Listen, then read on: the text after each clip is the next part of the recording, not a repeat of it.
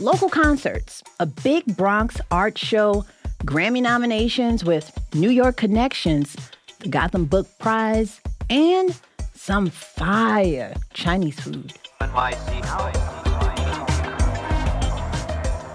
From WNYC, this is NYC Now. I'm Janae Pierre, and welcome to another edition of our Arts and Culture Check-In. It's a look at what's been coming across the arts and culture desk at WNYC and our news site, Gothamist. Some of the stories are big, some of them are pretty strange, and some might be easy to miss. But, altogether, it's a snapshot of New York culture right now. Today, we're talking about everything from how Mayor Zohran Mamdani keeps weaving New York hip-hop into his public appearances to major Bronx art show, new museum openings, and a few local entertainers up for some pretty big awards. Here to walk us through it all is our arts and culture editor, Matthew Schnipper. What's up, Matt? Hi, thanks for having me. Of course. Always love to have you. You got the first episode out of the way. How you feeling about this? Oh, it was great to talk with you. I tried not to embarrass myself too much. Good job. Thanks. I think I spoke a little hastily about beloved Bob Weir. You said what you said. You can go back and listen to see if I had a spicy take you disagree with. And if you don't listen, then I didn't. Everything I said was great. One really great thing was that Mamdani cultural reference tracker that you mentioned. It's been a week. Did we miss anything? It's funny. So what we are attempting to do on Gothamist.com is keep track of many of the notable name drops that Mayor Mamdani is making throughout his term. This is something we are doing with love, but it's an interesting way to figure out when he says Taylor Swift or Robert Moses, or he talks about Two Brothers Pizza, whatever it may be, to kind of figure out how he is attempting to govern. A lot of what they say is you campaign in poetry and you govern in prose, is what we've heard. And I think he's still trying to bring some of the poetry in. Yeah. And he mentioned Jadakiss again, right? Yes. So what was funny about this time, it felt a smidge try hard. He appointed a new parks commissioner, and he found a way to reference again Jadakiss's I'm Outside. I quoted the great Jadakiss, J-moi, as guidance for how my administration intends to govern, outside, alongside the people of this city. But mostly he said, as the great MC Shan once rhymed, hip-hop was set out in the dark. They used to do it out in the park. And yet we know that for too long, our parks have been neglected and underfunded. Which had very little to do with what he actually was discussing. Yeah. He tried to make a transition in there. I'm not sure who the speechwriter for this was, if he did himself. He was trying, I think, to bridge it to, hey, hip-hop, originated out here. We used to have concerts have in the park. Now we can do this again. Yeah. I thought this was an enormous stretch, to be totally honest. Pretty forced, yeah. Pretty forced. This is a near 40-year-old reference that I was curious, who his target audience, what this one was. I thought it was charming nonetheless. I just was interested to see that this particular reference from a rapper who's older, this song is older than he is. And also, we have other outside references, right? We can come back to this later, but Cardi B has a huge banger called Outside that he could have dropped. Absolutely. If he wanted. Speaking of parks and artists, let's talk about some concerts that's happening around the city. Absolutely. So coming up this week, we are going to be launching a monthly listing of concerts. A great music writer, former Rolling Stone staffer named Hank Steamer is going to be bringing us about 10 of his favorite concerts every month. We'd like to get you in the seats, but I think a lot of these are going to be standing, unfortunately, for your back. All right. So what shows did he suggest? So Hank's favorite show of the month there are actually two shows by the group Sheer Mag. They're a very, very fun rock group. He had a great description of them, which was basically, imagine Judas Priest covering Fleetwood Mac. They're showmen, and I think that is going to be a fun show. There's a lot of kind of music that I like, where sometimes it works better on record, sometimes it works better live. Sometimes both. This is a thing you want to experience. It sounds great on headphones, but you're going to go there and you're going to be you're going to get your socks knocked off, I suppose. You got to feel it. Yeah, think about Judas Priest and Fleetwood Mac, very different bands, but both powerful bands. And I think that's what Sheer Mag does. So they're playing at Mercury Lounge on February 27th and then at TVI on February 28th, the first in Manhattan and the second in Ridgewood, Queens. So you've got options depending on where you want to, which subway line you want to take. Yeah. Who else? One thing I'm actually pretty excited about because I like earnestness is there is a Neil Young cover band called Real Young and Lazy Horse, which is a Neil Young and Crazy Horse pun. Great name. But they're doing a residency at Union Pool starting on the first of the month. So they'll be doing shows throughout the month.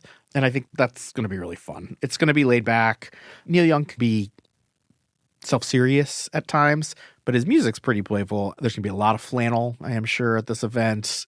People vaping questionable things. It's going to be a fun show. And EMS on standby. No, I don't think so. No? I don't think we're going like that. Okay. I think this is more like the Corona Light guy on standby. I really like Union Pool. Union Pool as a venue has been around for 20 years, and they have had some amazing booking in the last couple of years. They've stepped up. Their game is just a place to see. It used to really just be a hookup bar, and now they've stepped it up as a place to really see great music. Yeah. And I think they often have interesting creative jazz, or that they're like saying, you know what, we're putting our money behind this Neil Young cover band. I'm stoked for it. Yeah, Union Pool's a great venue. Never caught a concert there. Only comedy shows, but that one has to be cool. Yeah, maybe I'll see you there. And then the day before Valentine's Day, one more I want to highlight is the group ESG. ESG is a group who's now been around for probably 40 plus years from the Bronx, who are super percussion heavy. They've been sampled a zillion times. New York City legends. They swear this is their last tour. Who knows? But you should see them. They're great, and they've been doing this for so long. They've been sampled umpteenth times, but they're going to be playing at Elsewhere in Bushwick. And I think it's important to support and see legends. Obviously, the emphasis on music is often like who was the newest thing. I obviously can fall victim to that as well, but I think it's exciting to go see people who have just been doing this forever. Yeah. And the newest thing oftentimes involves so many samples, right? And this group, that's where you're getting it from. That's where you're getting it from. I think Hank, when he was writing about this, compared the group actually to James Brown. And I feel like the showmanship and the just the kind of pomp is there. So I would go see them. If you haven't, listened to ESG, I would also check them out. At least give them a listen now. But I think that show's going to be really fun. And we can read the full list of concert suggestions at gothamist.com. That will be up later this week. Cool. All right, Matt. Another story from your desk that caught my eye highlights the Bronx Museum's Biennial. Can you talk a bit about that? Yeah, I'm excited about this. I live in New York City, and the Biennial in an art show has pretty much always meant one thing to me, which is the Whitney Biennial. And that is coming up in March. That will happen, and we will cover it. We'll be discussing that, I'm sure, later on. And I'm a little embarrassed to say I did not know about the Bronx Biennial. Did you? No, I didn't either. Right. So this is the 7th edition of the Bronx Biennial. And it's different than the Whitney Biennial, which to me is the sort of quintessential New York art biennial. Yeah. That exhibition is a national show, all kinds of folks. It takes place in New York City, but it is not a New York City show. It's an American artist, the vanguard, essentially. The Bronx Biennial is a bit different. So all of the artists who are in the show, which is going to take place in 2 parts, have participated in this AIM program, which is the Artists in the Marketplace program that the Bronx Museum sponsors. And it's kind of like an how to live in New York as an artist boot camp. How to make community with other artists, but really kind of how to market yourself, how to survive in the city, which is not deeply hospitable to artists right now. It's very, very hard to make a living as an artist. And to me, I thought that was really interesting. You can go to grad school, you can spend a lot of time working on your practice, but you got to pay rent at the end of the day. You need to learn how to actually make money off of this. And they spend a lot of time actually trying to support artists. And I think to me that felt crucial because those are the fundamentals that you need in order to actually make the art. So after they kind of complete this program, every 2 years there's a show with all of the artists in New York who have participated in the program. How many artists are we talking about here? There are 14 artists in the program each year. Nice. I want to move on to the Gotham Book Prize. This is an interesting one, and you guys put out a story highlighting the finalists for this. Can you tell me about the awards? Yeah, so it's a relatively new award, and I think within the last 5 or so years. It's a $50,000 prize, so it's a pretty significant amount of money. That's cute. And it goes to a book, fiction or nonfiction, which is set or about New York City. What I thought was really interesting about this and the books that were in the prize is they are vastly different, you know. How so? There are so many different types of books. And here it seems like the fact that they're about New York for some of them seems very tangential. I Regret Almost Everything probably seems like an immediate favorite. That is Keith McNally's memoir. And I think people have been excited about that and about his role in New York. There's a book that came out not so long ago called The Gods of New York. Oh, yeah, Jonathan Mahler. Yes. Mm-hmm. His book is nominated. Those are two very different books, but two nonfiction books. But there is also a crime novel, Garbage Town by Ravi Gupta. There is a kind of funny and strange book, John Kenny's novel, I See You've Called in Dead, which is about a guy who is an obituary writer who publishes his own obituary. It's set in New York, and I think it is a New York City-ish book, but it is not the same as doubling down on the kind of how does the city become the city from Jonathan Mahler. Mm-hmm. These things are so different, and I actually found the disparateness of their subject matter, even the kind of format, to be rather charming. I like the idea. To me, that's what the city is about, that all of these things fit in and are of the city. Mm-hmm. It makes it hard to compare one to the other. How do you compare a kind of hard-boiled crime novel to a deeply researched history of the late 80s, the beginning of the Trumpian New York City era? Like, I don't know. I mean, maybe we'll ask the judges, I suppose, but I don't have an idea. But the one thing that's interesting to me that stands out here, that an essay collection has been nominated. And I'm wondering, how an essay collection even matches up to a book like Gods of New York. I mean, it does and it doesn't. I think, the book you're talking about, Turning to Birds by actress Lily Taylor, it's honestly as a meditation on looking. It's mostly a book about birds. Yeah. I think what's nice about those things being included, look, like what the book's about, kind of how does New York come to be New York? Jonathan Mahler has talked about here's how the framework of the city has come to be what it was. Lily Taylor's like, what do I see when I come off the subway? It's not as much about the socioeconomic power struggles of the city. It's more about what happens on Wednesday afternoon and how do I make that work for me? I thought the book was really interesting. There's one very brief line I want to talk about. She's talking about literally getting out of the subway, and she's got a bunch of time to kill. She doesn't want to be there. She's waiting to go to work, and she realizes that she's not so far from Bryant Park. And she's like, well, I'm going to go bird watch. And within that, she's saying she's looking for whatever she can find. And within it, she does some considering. And she says she's looking for any bird that isn't a pigeon or a house sparrow living in the heart of a metropolis is worth visiting. Some pigeon lovers say pigeons are too. I'm working on that.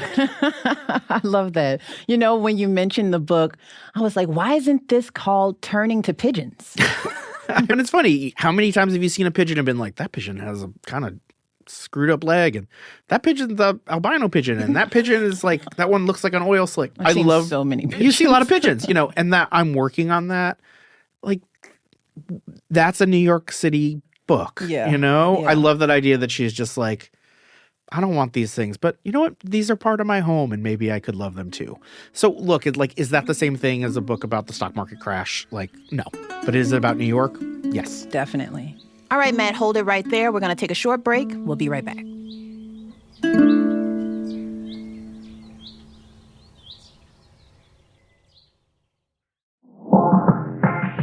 Welcome back to NYC Now. We're talking with WNYC's Arts and Culture editor, Matthew Schnipper, on this latest edition of our Arts and Culture Check-In. So, Matt, let's talk about the Grammys.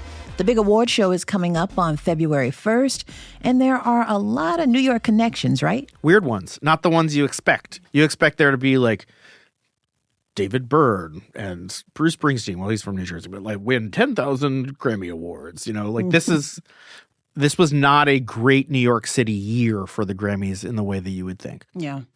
But, some mentions here and there. Some mentions here and there. All right. Would you like me to tell you about those mentions, Janae? I mean, yeah.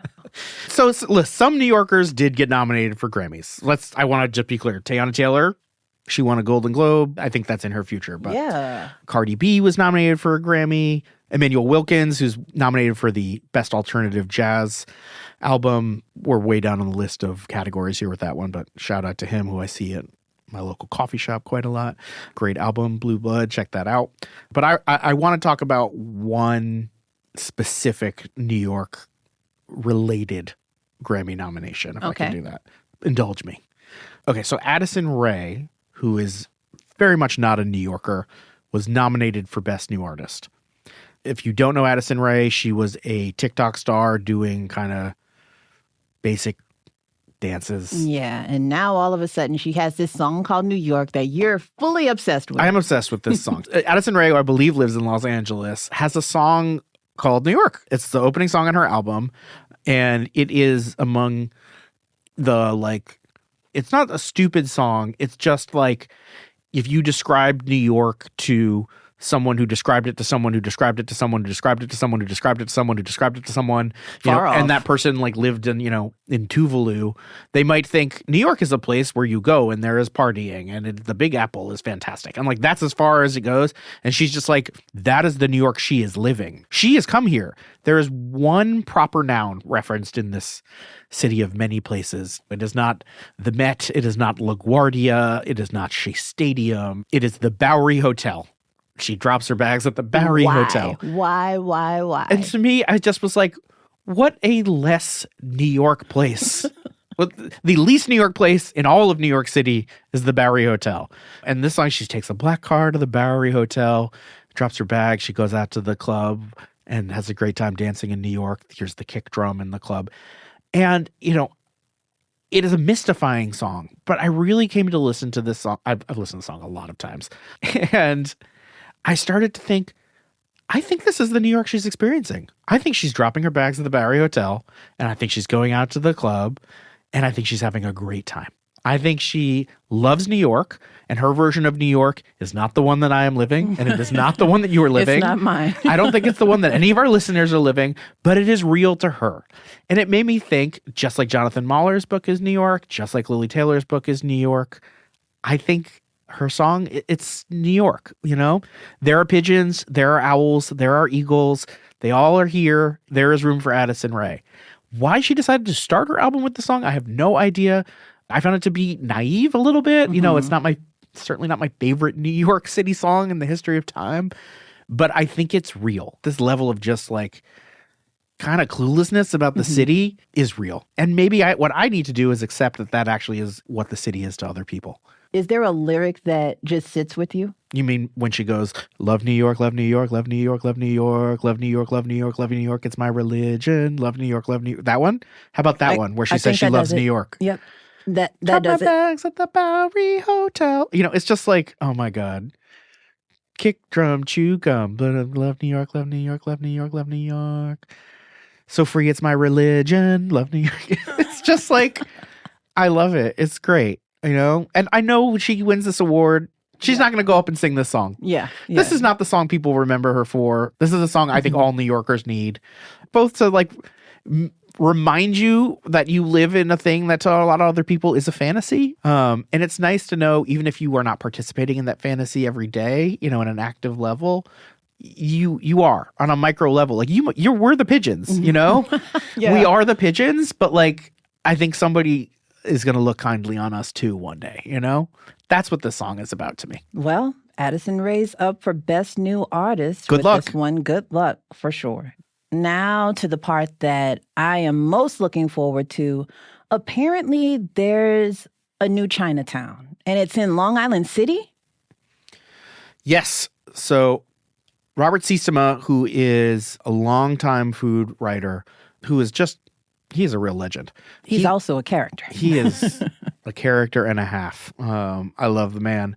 You may not have ever seen his face because he likes to put a clown nose in his online photos so that he can dine anonymously in service of his reviews. He did come to the office. I am lucky enough to have gazed upon his true visage, and he's great. He's just a punchy, amazing New York City character. But he came to me and he said, you know what? There's a big blooming Chinese restaurant scene in Long Island City. And he said, look, there are a lot of different Chinatowns in the city. There, Chinatown. Yeah, Flushing. Flushing, Sunset Park. But he said, I think this is going to start to be a place that people really associate going and eating Chinese food. And he said, can I go do a guide to it? And I said, yeah, that sounds great. All right. So did he suggest any restaurants? Did he suggest any restaurants? Oh my gosh. Yeah, he's got a whole list. This is the kind of thing that you can take as a map and you can walk through and go from here to here to here to here to here. And he would say this because he writes it in his story. All of them are great. It really depends on what spice level you are going to be comfortable with. I like it spicy. You like it spicy? Then Yes. A lot of the restaurants are Sichuan restaurants, and he says it's relatively hot. For a full list of the Chinese restaurants coming up in Long Island City, you can visit our news site, Gothamist. But, Matt, you have some suggestions for me? Yeah, he's got a bunch of listings in here, including a food hall that you could check out that has a couple of different places. Honestly, I wanted to check out the Marathon Hong Kong Diner, which sounds great. But the one that I am going to be checking out first is called Fur, F-E-R, and that's on 29th Street. He said that they have juicy lamb, spicy chicken, a bitter melon salad, which sounded great. But they also have a bowl called Heavenly Intestines. Oh, no. Oh, no. You're not an offal fan? Honestly, I don't even eat meat. Oh, well, then this is not going to be for you, Janae. Okay. Oh, gosh. You can't see here. Janae has just folded her arms in protest against this. Just patiently waiting. You can continue. The idea of Heavenly Intestines really got me, that they were like, I mean, what's more bodily than intestines? These ones are heavenly, I guess. The angel's intestines. You It's can eat given those. chitterlings. Oh, for sure. So that one seemed great to me. And then there was a tea parlor that sounded really nice on Jackson Avenue. They said they have fruit juice, avocado, kale, all the great stuff, whatever. That's my lane. Tea parlor sounds great. Yeah. I could use another tea parlor in my life. I mean, we all can. Yeah. Chill vibes. Mm-hmm. Yes, after you finish your heavenly intestines, you can go wash it down with some barley tea. Yeah. All right. Or maybe, you know what? I'll go have the intestines and I'll meet you thereafter. I can't end this episode without giving a huge shout out to Ryan Coogler and Michael B. Jordan and the whole Sinners crew for 16 Oscar nominations. That's big. Congratulations. Yeah. Michael B. Jordan, of course, grew up in Newark, New Jersey. I'm going to give you some homework, Matt. Am I getting graded or? No. Okay. You just have to, it's an honor system. Okay. But what is it? You have to go watch Sinners. Oh, I do. You I do. need to watch Sinners, man. It's so good. And then after that, I know you understand the noms now, but you'll really get it. Look, I mean, I have eyes. I have seen Michael B. Jordan. I can understand, He's no, it's not just his face. He's not ugly, you Yeah. know? And there's two of them, I heard, which is cool. Yeah. And, I like vampires. I liked Delroy Lindo. He was just here. I feel like we did see him in the hallway, which Yeah. is exciting. Yeah. I loved him in The Five Bloods. I feel like Oh, he's just great. Yeah. But yeah, I feel bad. Like I really feel like I have to defend myself about having not seen Sinners yet. It's okay. It's You have a gonna kid. happen. You have a family. I'm tired a lot. So Yeah. do you think I haven't seen Marty Supreme? I haven't seen that either. Yeah, exactly. Is there like a way we can maybe just screen these as part of like our workday? Movie night. Exactly. Movie 2 p.m., Oh. Movie meeting. Let's put it on my couch. Movie meeting. I don't need another meeting. You don't need another. Well, what if it was just, watching Sinners with Yeah. me? I can do that. Yeah. All right, Matt. What's your hot take for this week? I feel sad for Dan Lopatin, also the artist known as 1-0 Point Never. He did not get nominated for Best Score for Marty Supreme. I have not seen the movie, but I have listened to his score, and it is fantastic. What's so hot about that take? What's so hot about that take? I don't know. I'm thinking on my feet here, dog. Come on. Oh, my God. Are you really shading me? What's so hot about that take? I don't know. He deserved a take. He deserved a look. Okay, I believe you. I So- haven't seen it or heard the scoring. It's but- good. You know what? I'm going to watch Sinners. You're going to listen to the score. We're going to come back in conference. Let's do it. It's good. That's WNYC's arts and culture editor, Matthew Schnipper. Matt, thanks so much for joining me. Thanks, Janae. It's nice to be here. That's the latest edition of our Arts and Culture Check-In. Thanks for listening to NYC Now. I'm Janae Pierre. Quick question. What are some cool events that you're eyeing around the city in the coming weeks? Hit us up and let us know at nycnow@wnyc.org. We'd love to hear from you.